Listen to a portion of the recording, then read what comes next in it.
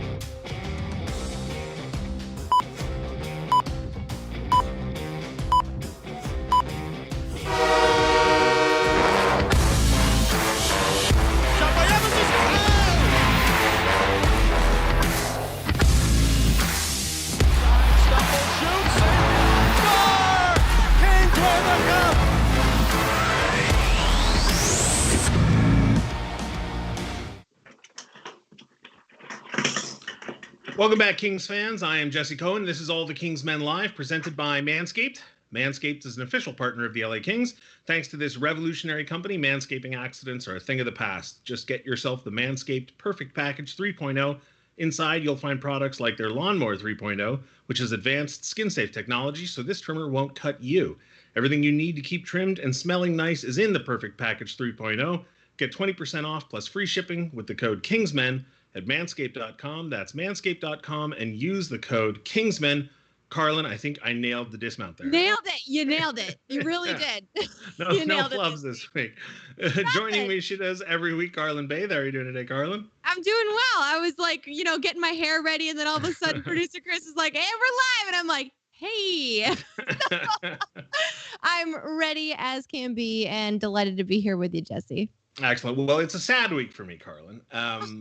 It's a very sad week. Now, it's I should say it's ups and downs. So the Dodgers won the World Series. That's good. Yeah. We like that. We mentioned last week, 32 years since the Lakers and the Dodgers have been champions at the same time. So That's excellent. But, Carlin, Halloween is my absolute favorite holiday on the calendar. I knew that about you. It might be my favorite day on the calendar. Yeah. And this year, I don't want to go so far as to say Halloween's been canceled, but Halloween in the way that I like to celebrate it at this stage of my life has been canceled. I don't have any kids, but my very close friends of mine have 4 children under the age of 6. Yep. So I go to their house. They let me decorate it in the manner of my choosing. And then while they go out and trick or treat, I sit there and hand out candy. And I really enjoy it. It's sort of goofy, but won't be able to do that this year. So I am forcing everybody to experience this episode of All the Kings Men Live as my own personal Halloween. This is your Halloween celebration, Jesse, and welcome to it. Yeah, exactly. So ordinarily, the NHL season would have started and we'd be having games. And at some point, near or on October 31st, I would have an intermission segment on Fox Sports West with Patrick O'Neill. And every year I would do my Halloween candy rankings. So we're going to do it now in lieu of the Would You Rather question. Okay. And I asked you to weigh in first. We're going to do our top 3, you and me, back and forth. So number 3, Carlin, what's your third choice for Halloween candy? We got the full-size Hershey bars here, and there's a little bit of nostalgia tied into this one for me, where I grew up in a small town with 6 houses on my street, and one of our neighbors, we were literally the only kids, and one of our neighbors knew that and would go all out and get, the full-size candy bars and just load us up with them. So I've got some very good emotional memories tied to these bars, and one of my favorites, actually had one last night. I'm not even joking. The wrapper's on the floor. That was my dessert last night. And that was my pick for number 3. What do you got, Jesse? Well, there's obviously going to be a lot of chocolate on this list, but for me, I need to mix it up a little bit. I need some sort of fruit flavored candy. So I'm going with Nerds, because if you go with Skittles or Starburst or Runts or Sour Patch Kids, whatever, sure. It's an endeavor to get through that. Yeah. One of those little mini boxes of Nerds, you can pop the top, dunk it right back, and you get a little bit of fruit mixed in with your chocolate. So and that's just what I need. Tart enough. That's right. Exactly. Not too tart enough. What's your number 2? Number 2, we've got, I believe it's the Reese's mini cups. Mm-hmm. It's coming up next, and it's just, they have a different flavor than some of the other Reese's products that you can experience during the Halloween time, which I feel like are endless. Like there are so many options, and for some reason these just hit right. And same thing at Christmas time too. They're one of my favorites to get in a stocking as well. There's nothing better than the gold little foil Reese's cups, right? Jesse, they're so good. So you went with full-size Hershey bars for your number 3 pick. For my number 2 pick, I'm going with the Hershey's mini pack. Oh, okay. It's not a specific kind. It's the whole mixture of them, because in my day-to-day life, I don't even know if you can buy full-size Crackle bars. I don't think I've ever seen a Mr. Good bar. And I certainly would never eat a full-size Hershey bar like you would. But whenever somebody scoops out a little bundle of those of that mixture right there with the dark chocolate and the Hershey's and the Crackle and the Good bar, that was always a big highlight for my Halloween. So I'm going to go with the Hershey's mini pack there at number 2. And what's your top choice then, Carla? Well, if you can't have a full-size Crackle bar, you might as well go mini Kit Kat. Sure, why not? And these things, you don't feel guilty about eating them, and you can eat as many as like a king size Kit Kat equivalent and really feel nothing. So these are my just handfuls upon handfuls, just like your mixture of the little mini Hershey bars and whatnot. This is my pick in that regard, and it's delicious. And I feel like I only eat them around Halloween time. No other time. Same. Zero No, other exactly. time. Not Christmas. Yeah. They're not like a Christmas thing like Reese's Cups where they'll just sneak into your stocking. I just feel like they're only for Halloween, and they're the best of the best. Well, you went with the Reese's mini cups against the Reese's Field, but I'm taking the Reese's Field as my number one choice. Oh, okay. Peanut butter cups, pumpkins, the sticks, the Nutrageous, whatever it is, any Reese's product. I love peanut butter. I love chocolate. I love peanut butter and chocolate. So anything that Reese's makes, that's it. I will accept no arguments. That's the top. That's the number one pick. The chat on Twitch is agreeing with you. Yeah. Well, I mean, yeah. This is not opinion. This is fact. Reese's is the best.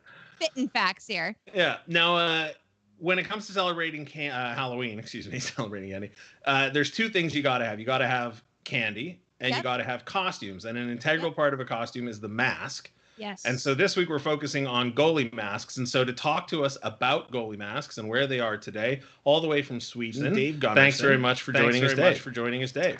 Thank you. It's an honor to be with you guys. Well, it's an honor to have you. So let's start at the beginning. When did you first decide to paint a goalie mask? It was quite long ago. When I went to high school, I was 16 years old. I started to paint masks for friends, and I really loved it. And then it took off quite quick. Was your art style already established at that point? I mean, that's fairly young to start something that's now your profession, but I mean, your friends must have known that you were a talented artist.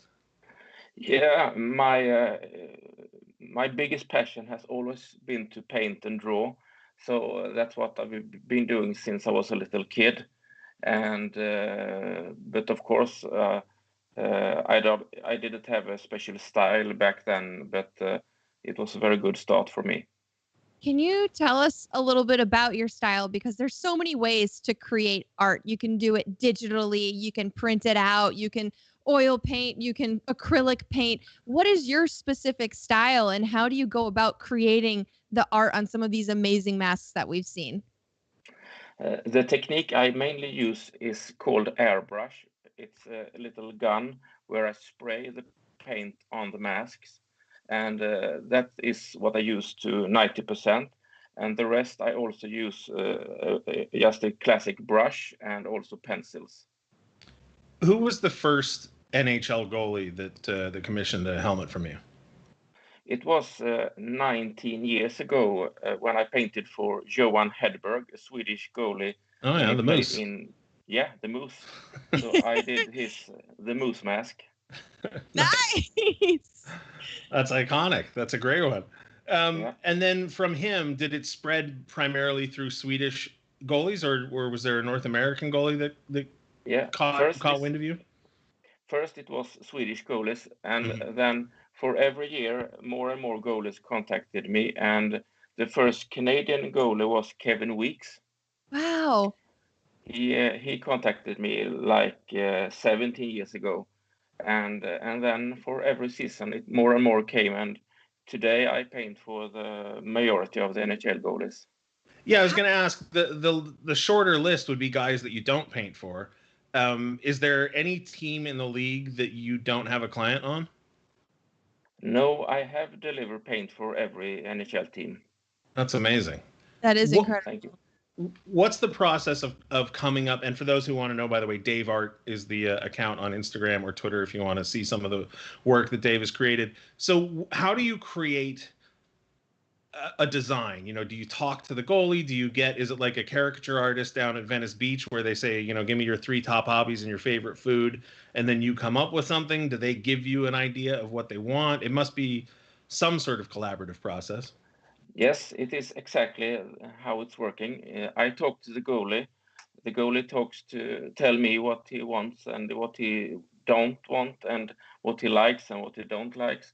And if he wants a scary theme, or if he wants a funny theme, and and then I brainstorm, and I live here on the countryside, so I take a walk in the woods and do some thinking and come up with a concept, and I make a sketch for the goalie, and sometimes I hit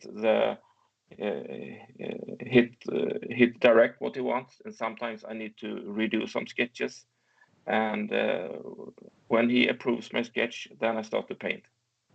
How does that communication process go, and how does it differ from maybe when you first started? Because I imagine now you can send a text message, of the sketch and the process and say, how's it going? How's this looking? Is it looking like what you want? But compare that to how you started. Was it, did you have to send a postcard or an actual photograph? Like how has that changed over time?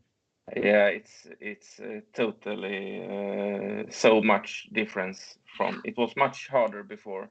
I even used the fax machine, and that was not so easy.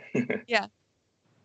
What, you don't have to tell us which goalie it was, but what was the longest process of going through that back and forth? Like how long did it take for the longest mask to be created? It's very. I think we lost Dave there. Oh, that is a shame. We have lost Dave. All right. Well, hopefully we will get him back, but I guess we'll go ahead and move on now. If we run the MANSCAPED ad now, I suppose, producer Chris, that would be probably a good time for it.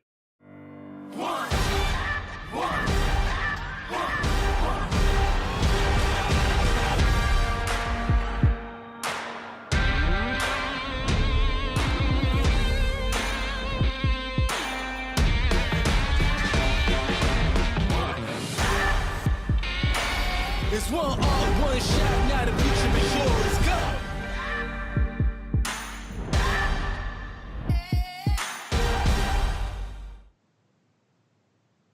All right, we are back. We have resolved our technical issue. Dave Gunnerson from Dave Art Goalie Artists joins us now. So, Dave, I had asked you what the longest process it was in the going back and forth, revising different drafts and different versions of the mask. I'm not sure, but I'm a pretty fast painter. But maybe 3 days is my longest process. That's nothing. That seems so quick. Yeah. I try to. My goal is to create an artwork every day. Yeah. So that's my goal. So I need to be pretty quick. Sorry, go ahead, Carla. Oh, I was just going to ask, when you do really, striking details, like something sparkly, how do you, what medium is that you're putting in there? Is there actual sparkles and whatnot? And I'm picturing, sprinkling confetti sparkles onto it and painting clear gloss. Like, I have no idea. What kind of medium are you using? Yeah, when it should be really sparkling, it is kind of what you said. It's like a small pearl I put in the colors to make it really glitter in the highlights. So that's very cool. And for example, last season I painted a mask for Jonathan Quick with chrome in the bottom. If you remember his stadium mask. Yeah. And then we put chrome all over the mask first, and then I did the paint on the chrome, so it shines like crazy. It's gorgeous. The Kings have a goalie prospect. I'm blanking on which one it is now. I think it might have been Jacob Ingham, but he had an entire chrome mask, and I asked him about it, and he said it was an incredibly difficult process because the company that makes the helmet wouldn't, for some reason it wouldn't bond with the chrome or something. They had to go and find a company that made NFL helmets, and it was this really drawn out process. But that was a couple of years ago that we had that conversation. Is it still that difficult to do chrome on a goalie mask? No, not. That's not my experience. So it works very good today. And what about Ben Bishop's glow-in-the-dark mask? I know that you like to think outside the box and introduce new wrinkles and everything. Where did that idea come from? Yeah, it's a pretty funny story. I painted a mask for Ben, I think it was like 5 years ago.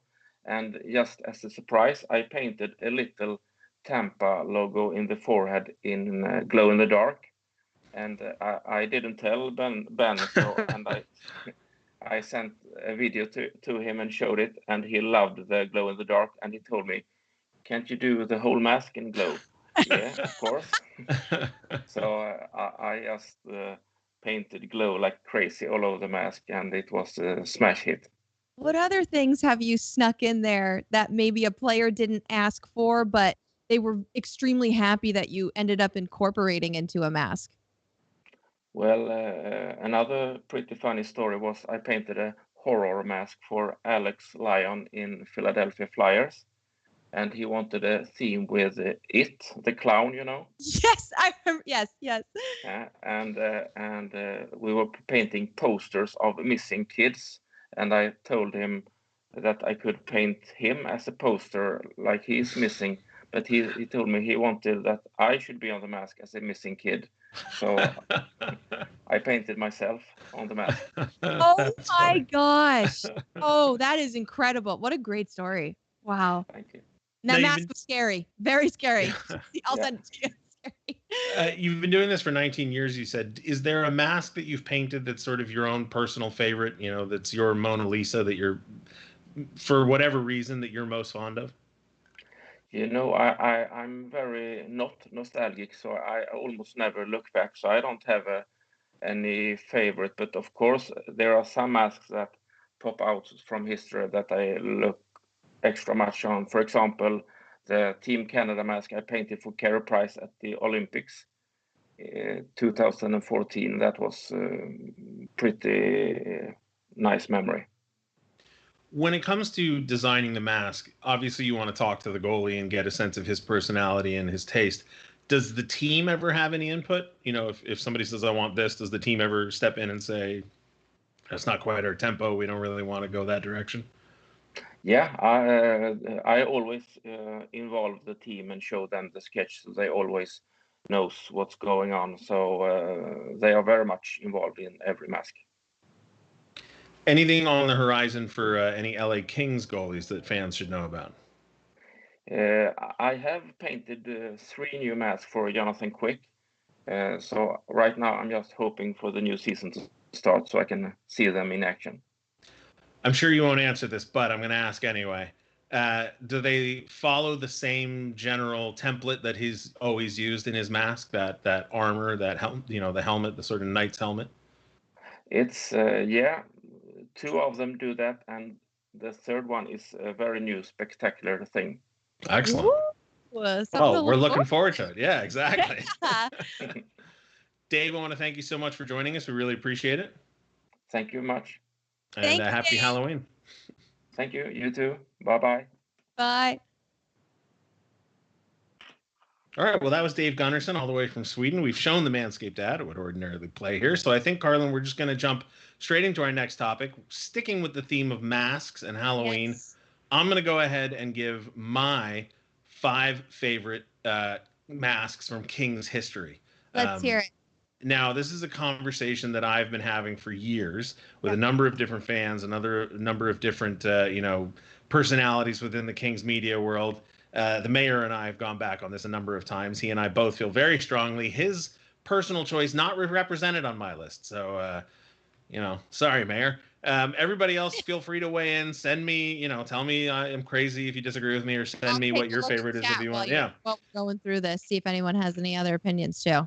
We've got 3 honorable mentions right off the top. First of all, Rogie Vachon, not a personal favorite of mine, but I think you have to mention it. It's the first real sort of iconic King's mask. You've got the double crowns there over the eyes. Obviously, Jonathan Quick paid homage to it in some of the masks that he's worn over the years. Next up is Gary Edwards. And this one's an honorable mention more for the shape of the mask than anything else. It's that sort of, classic, iconic goalie mask with the holes in it everywhere, but then he's got that crazy crown artwork on the top of it as forum blue and gold. So I really love the Gary Edwards one. And then final honorable mention is Cal Peterson.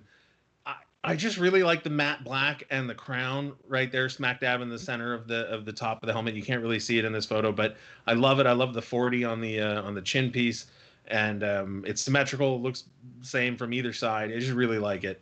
So with that being said, we're going to get into the top 5. Number 5. And this one I chose more for what it represents to the organization, less than my own personal taste, and that's Kelly Rudy's Hollywood mask. Kelly Hrudey had a number of different masks over his career with the Kings. One just had Kings across the top. One had a crown. He finally settled on the Hollywood with the film strips down the side. It is symmetrical, which is sort of a huge thing for me when it comes to goalie masks. But again, it's that iconic Hollywood sign. It was Kelly Hrudey. People loved it. And it was sort of the first real memorable Kings mask, I think. Next is Jamie Storr. Now, Jamie Storr has Japanese heritage, and so on either side he had those dragons, and then the Japanese letters spelling out "Storr" on the chin piece there. Simple, elegant, two colors, black and white. The Kings wore black and white at that point.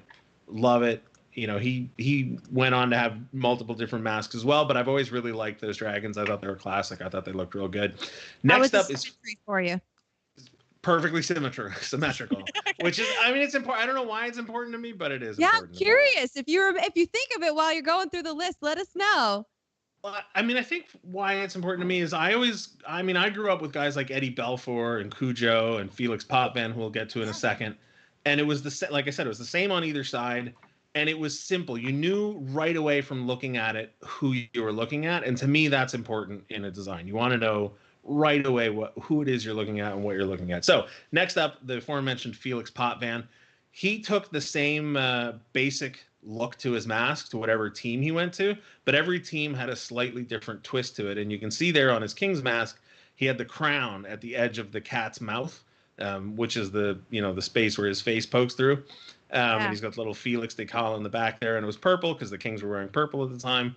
I just really liked that mask. It was that sort of iconic, identifier of Felix Potvin, but also with a Kings wrinkle. You knew it was Felix Potvin, and you knew it was when he was with the Kings, just from looking at it. The crowns represent possible whiskers because of the cat? Yeah, no, absolutely. And on the different teams he played on, it wasn't crowns. It was different. I can't remember if when he was on the Maple Leafs, it was in a maple leaf or something else. But he had the little eyes or whatever they are, ears. I've never really quite sure what those were popping up from the top of the face hole. But anyway, really liked Felix Potvin. Now we get into number 2, and it's Jonathan Quick. Now he's had tons of different variations on that goalie on that mask we're looking at right now. But again, you look at that mask and you know exactly who that is. That is Jonathan 100%. Quick. He plays for the Kings.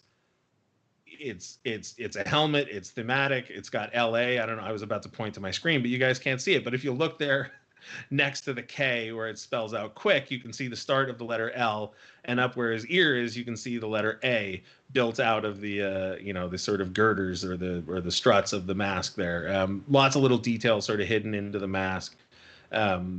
For a player who I have said maybe not the best player in franchise history, but the most important player in franchise history, a great iconic mask. You always knew who it was, and you always knew who he played for. And that brings us to number 1.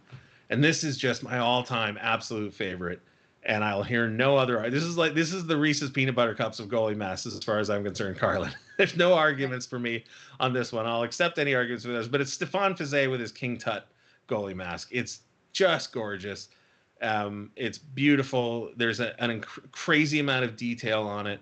Again, you knew exactly who it was when you saw it. You knew exactly who he played for. It's symmetrical. It's sleek. It's slick.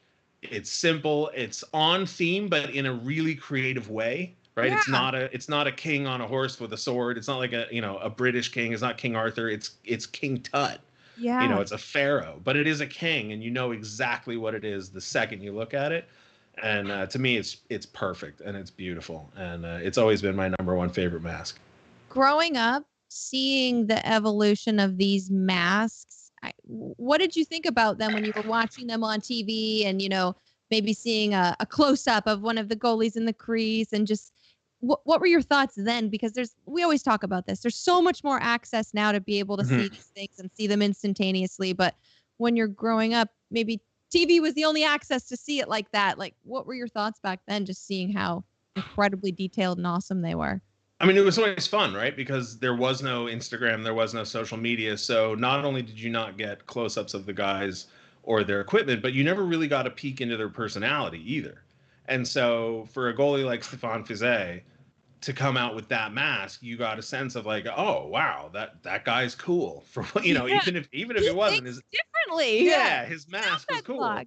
Yeah, or like Jamie Storr with the Dragons, or Byron Defoe, who was a goalie for the Kings, who was born in England, I want to say, maybe Scotland. He had a castle and it said Lord Byron on the chin piece. So you go like, oh, okay. You get a sense of who they were. And as a kid growing up in Southern California, without a lot of contact with hockey media or hockey coverage, that was always, for me anyway, the goalie masks was always a peek into who they were. And as I mentioned before, Eddie Belfour with the eagle on the side of his mask, or, you know, Curtis Joseph with the Cujo theme, or Felix Potvin. Mike Richter had a great mask. I mean, it was a sense of identity, a little bit of flair, a little bit of character in a sport that can at times be monotone, for lack of a better word. So I always liked them. It didn't really start taking off until the early 90s, I want to say, the sort of act of decorating Kings masks. If you go back and try and find Kings masks in the franchise history, there's a lot of that Dominic Hasek look where it's just like a regular helmet with the goalie cage, and they're yellow or purple or black or white, depending on what era you find them. Exactly. Yeah, but it's not really until Kelly Rudy that you get some actual flair being put on the mask. You had obviously Rogie Vachon, Gary Simmons. I think it's Gary Simmons, Jerry Simmons. I'm not sure how you pronounce his name, but anyway, he had a Cobra on his. But he took that to every team that he went to because his nickname was the Cobra, so it wasn't really unique to the Kings. I'm blanking on the goalie's name in the 80s. He went to the All-Star game. Mario Lessard. Yes. He actually had a really great one that I really like a lot, but it was... Someone in chat was mentioning that. Trina said she said Mario Lessard had the best goalie mask. It was like a Jason mask.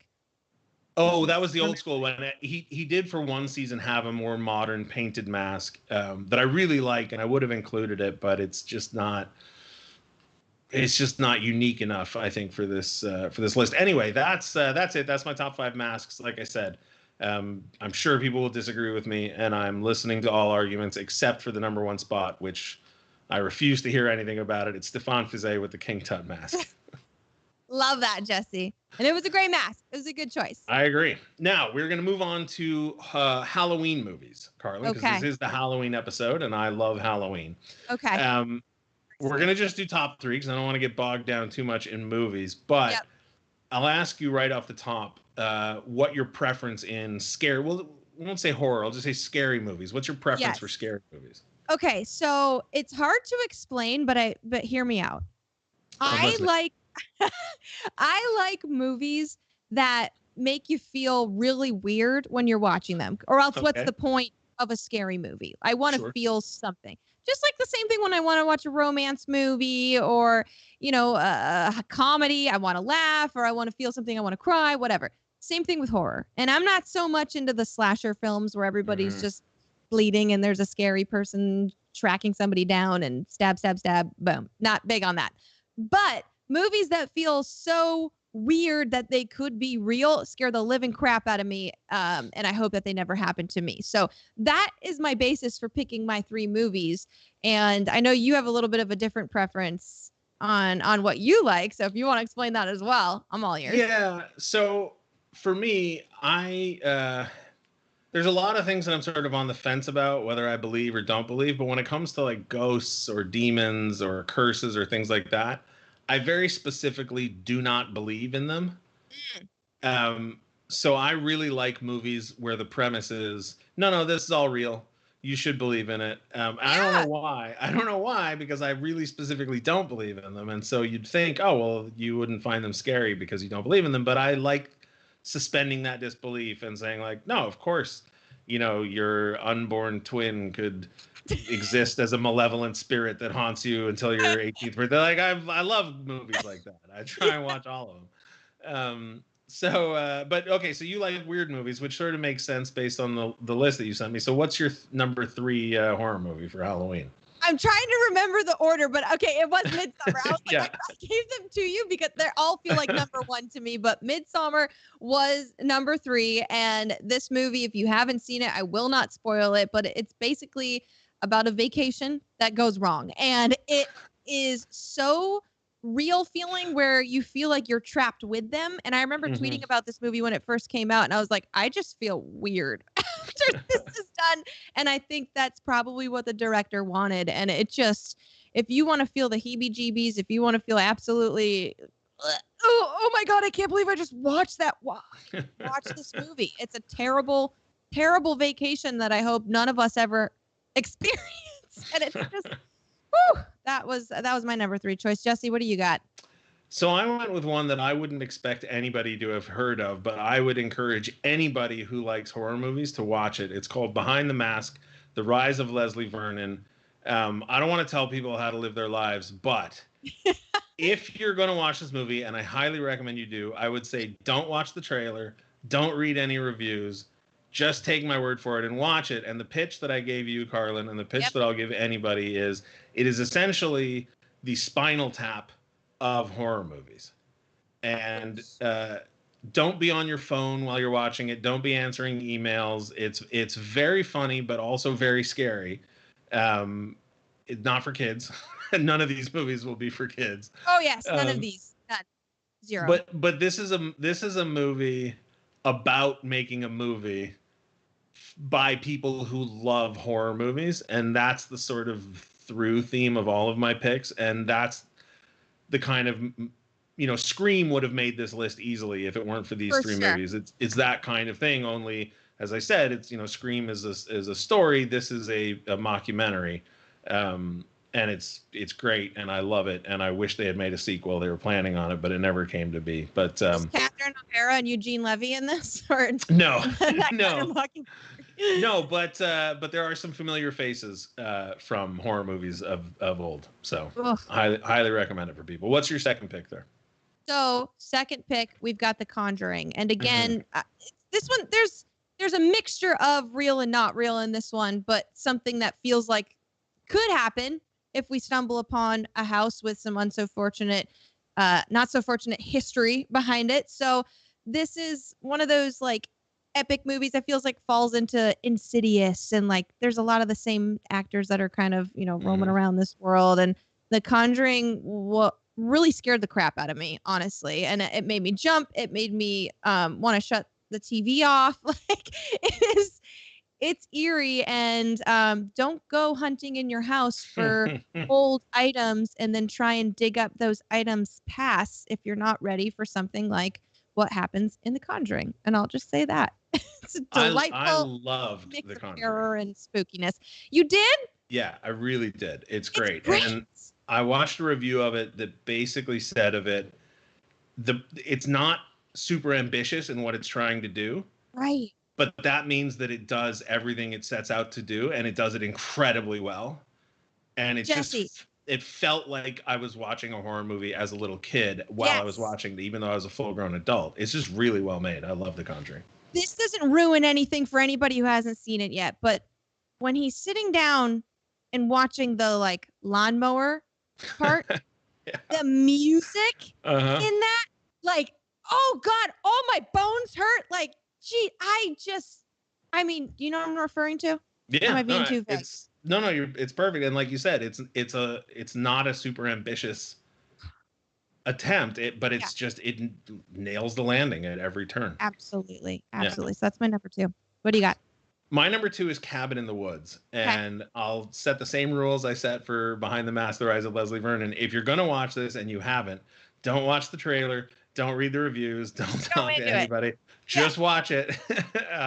It doesn't end when you think it's about to end. It doesn't end how you think it's about to end. Not at all. It's a really, really smart movie. Again, made by people who love horror movies.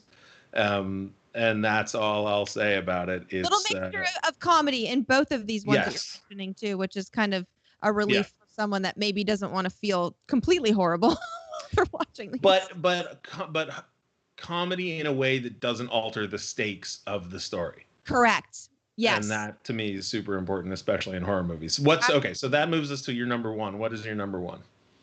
It's The Invitation. And this, again, going along the theme of it could be real. If you want to scare the crap out of yourself and maybe wonder how creepy your neighbors are or the people you thought you knew but didn't know so well, this movie is really smart, like kind of like what you're saying about some of the ones that you've recommended. Yeah. I think it's got a really smart storyline, and I tried to guess it as I was watching it, but I really don't think that I nailed it. And it just No.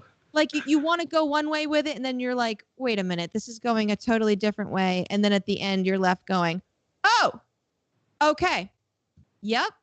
And I love how vague we have to be. Like Yeah. Well, we can't give away what's happening. So it's just, that's all I'll say. This is sort of the opposite of The Conjuring in that it is super ambitious in its premise. Yes. So ambitious that even if it didn't stick some of the landing, it's such a great concept. It's such a great idea. And the reveal was so powerful that I forgave everything else. Right. Like, and it's, again, don't watch the trailers. Don't read the reviews. Just watch it. Just watch it.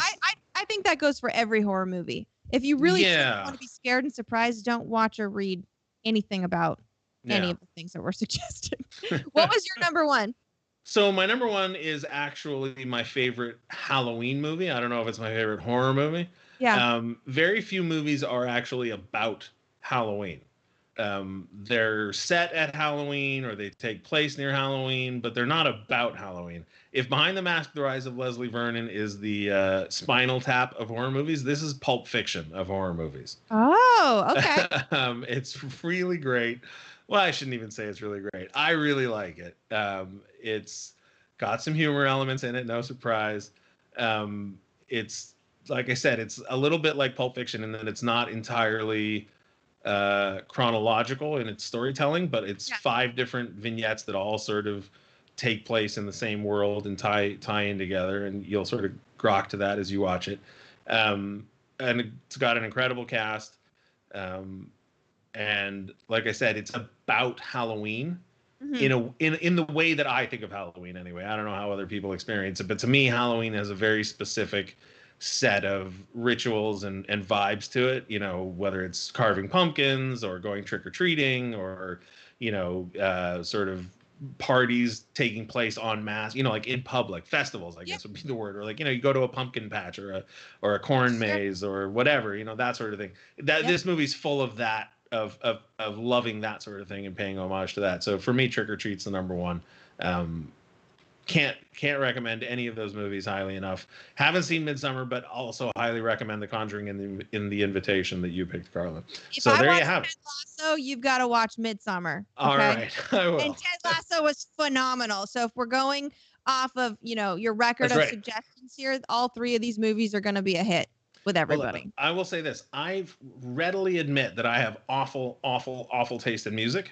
I will never defend my taste in music. In fact, I would say that if I like something musically, unless it's something unassailable, like, you know, Beethoven or the Beatles or something like that, if I like something musically, you probably shouldn't like it. That's my, like, I get it. When it comes to your music taste, and I really don't think it's probably as bad as you think.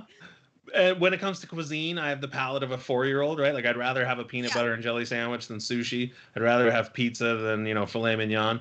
But when it comes to movies and TV, I feel like I've got pretty good taste. So yeah, I'm learning to trust you in that regard. And I'm liking that we have this trust. It's building, you know, Excellent. And this is, I will forever take your suggestions on TV and movies. Well, I'll try not to steer you wrong. So that is going to wrap it up for the Halloween themed part of this episode. But now we're going to move into the social media roundup, Carlin. What's leading us off this week? Okay, leading us off this week, we've got a 3rd jersey reveal from the Dallas Stars. And there's a video, there's like a whole release to it. There were epic photos taken. It looks like something in, like, I don't know, would Tron be the right movie, or like Ready Player One or something like that? It's just so, like, it screams video game, or just like epic lasers, glowy stuff, neon lights. Like, I freaking love it and feel like it's so simple yet obnoxious in the best way. And I can't wait to see, as always, what it plays like on TV as well, because sometimes the colors can get distorted coming through on your television. So I just wonder if it's going to have, you know, that neon glow puck effect or something when we see it on our TVs. But Jesse, I know you've got some thoughts on this as well. Yeah, I would expect of me that I wouldn't like it. and yet I love it. Yeah. I don't care about the color, right? Like I've seen people say, "Oh, it looks like a Monster Energy drink can." You know, it looks Oh, like no, I'm something a not gonna say that. 12-year-old would Oh design. gosh. But to me, I don't care about that, right? There's Yeah. only so many colors in the world, and there's only so many teams, and so whatever. It's green. It's bright, bright, bright green. I get it. But to me, much like a lot of the masks I was talking about earlier, you know exactly what it is the second you set your eyes on it, Yeah. right? It's got the outline of Texas. It's got the Dallas Stars logo on it. It's Yep. got some stripes at the elbows. It's got some stripes at the hem.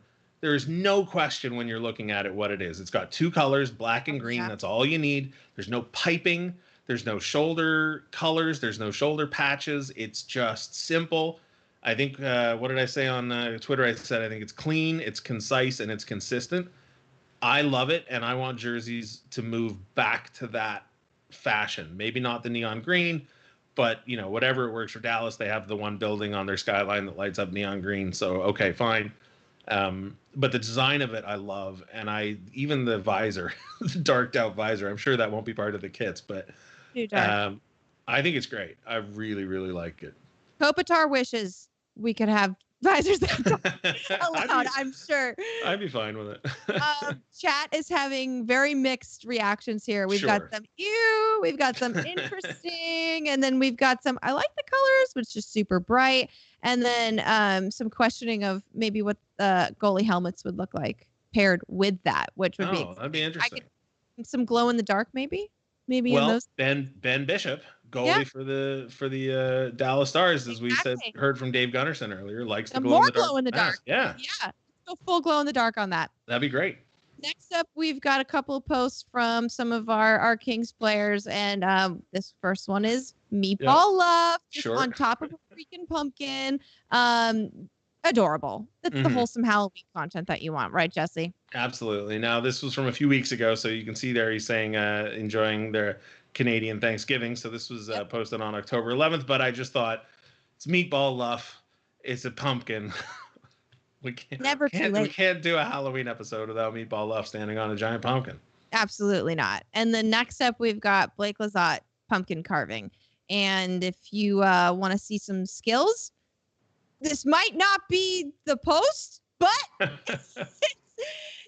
like he tried, and I want to know who did what. Like, I want to know, did he do both of them? Did he only do one of them? The one on the right's not so bad. The one on the left just reminds me of your first pumpkin. When you're like maybe 7, 6 years old and somebody lets you scoop all the guts out for the first time and use a knife without cutting yourself, but you're still under extreme parental supervision.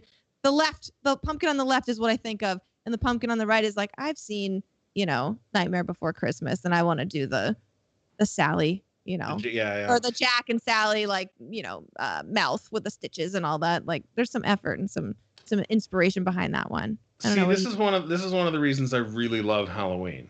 Yeah. It doesn't matter if you are a 4-year-old carving your first pumpkin and just doing, the triangle eyes, the triangle nose, and the, big open mouth. Yeah. Or if you're one of those people who can do the multi-level shavings where you're not actually cutting all the way through the gourd skin, but, you're making different layers for the light to shine through. But they all essentially look the same. Yeah. Right? Because they're pumpkins. I mean, I'm a pumpkin judger, I feel like, and I will get jealous of those pumpkin shavers. I don't know what you're talking about, Jesse. They don't look the same. And you can tell who puts the effort in, and I completely judge. Listen, the most impressive ones are incredibly impressive, but my neighbors have 5 or 6 jack-o'-lanterns on their front porch. And when I go out at night, if I have to move my car for street sweeping or if I'm taking the trash out or whatever, and it's dusk and, it's not pitch black, but it's dark enough, and the candles are still in there, and you can see them all. And it's 5 different pumpkins, 5 different people, 5 different levels of quality. But together, they add up to, a community experience. Yeah. And I get way too philosophical about Halloween, but I just really love jack-o'-lanterns in general. I love what they represent to me. I love how they look. Like I said, it's not that they look the same. It's that they all have the same. It's that they all come from the same place, I guess. Sure. Right? It's a pumpkin. So it's only going to be so incredible. Yeah. And it can only be so bad, right? Like I said Yeah. earlier, my friends have, the 4 kids under the age of 6, or, my 2 little sisters when they were growing up. Before the kid is old enough to even really do the carvings, sometimes you just draw on the pumpkin with markers, or Right. put little push pins in or whatever. But it's still a jack-o'-lantern because it's still just a pumpkin. So I don't know. I love it. Good for Blake Lazat. I love his jack-o'-lanterns.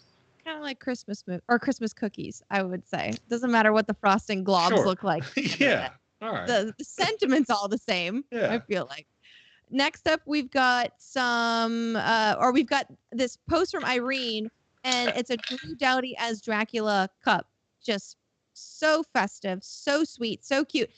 And you can't get it anymore. So I was like, where can people find this? Where can I tell them to find it? Unfortunately, it's from last season. So collector's item, maybe something to hunt for, maybe a little eBay search in the works here. But like, that is just adorable and so freaking cool. And Jesse, is there some sort of feeling that you get when you start to pull out the decorations? I know you've been talking about how much you love Halloween and what it means to you, but little things like this, like taking out the Halloween mug, how can what does that feel like too? Just the little stuff where you incorporate. There was about 4 or 5 years in a row where I invested a ton of money into Halloween decorations. I had fog machines and motion detector spiders that would drop down from the ceiling, and oh my god, these gyroscopes you'd toss in a bush, and when people would make noise, it would shake the whole bush. Yeah. And you could put fake eyes in, skeletons, fake gravestones, the whole thing. And I would do it at my dad's house because my little sisters were at the right age where Halloween was fun for them. And then they moved and they took all my stuff with them. Dang it. So for me, it's basically my Kyle Clifford zombie bobblehead.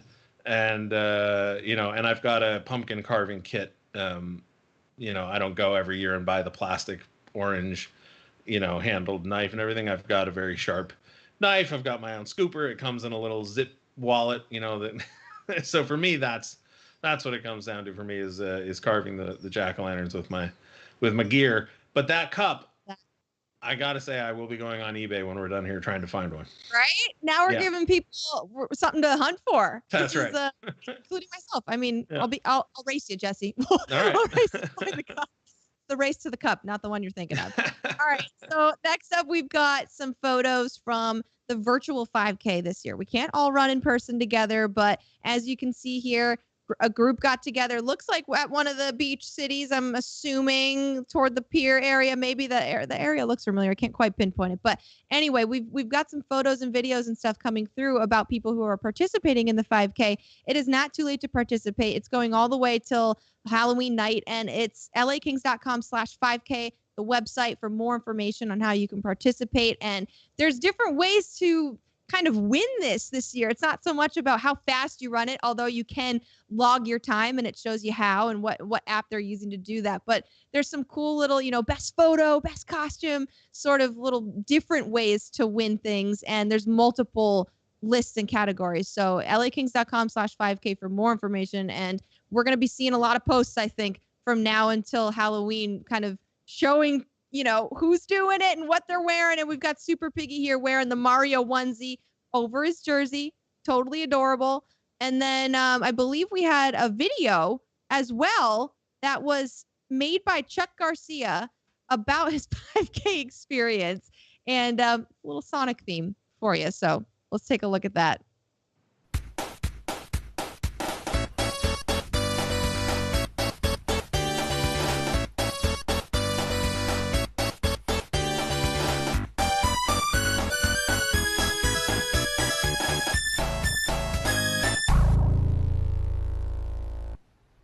So that shows how creative you can get with this year's virtual 5K. So although we cannot be together in person in large groups like that, that's just one of the many ways that we can still have fun in the spirit of things.